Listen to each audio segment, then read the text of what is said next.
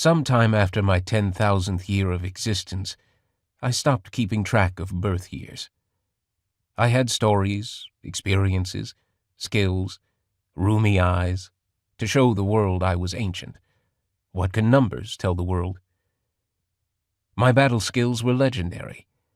Every few hundred years, a gang of young dragons would come to test me. That penultimate battle, I maimed 3 and killed 1 within seconds. Experience. After the battle, I rewarded myself with 3 roasted sheep and several cases of tawny red wine. It seemed to me that this was a good time to die. I hadn't enjoyed the battle. I usually did. At least felt that surge of pride. I hadn't felt pleasure in a very long time. So, a little drunk, warm with wine, I flew down to my favorite spot on the beach, lay on the soft sand, and closed my eyes.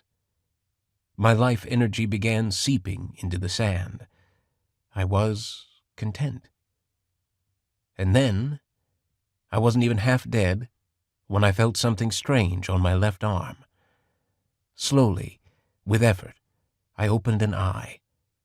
There, snuggled against me, was a creature.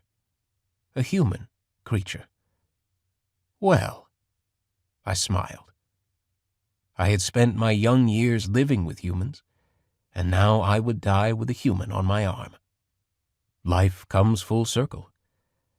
Dragons think that the very best death. But then the creature began shivering. A storm had come, damp, freezing wind lashing against sky, sea, and sand.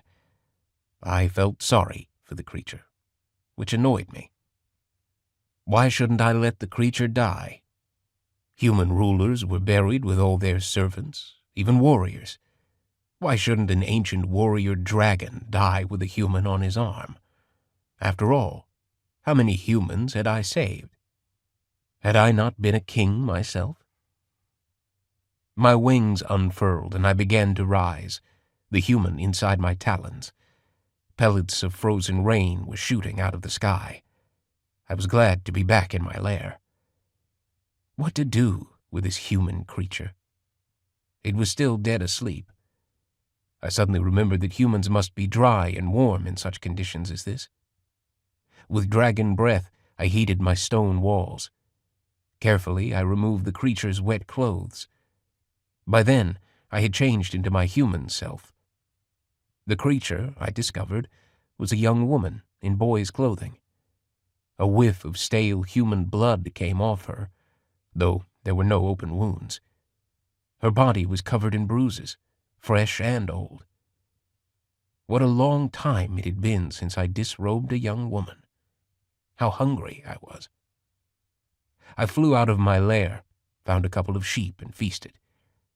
Stomach delightfully full, I passed out snug in my own home.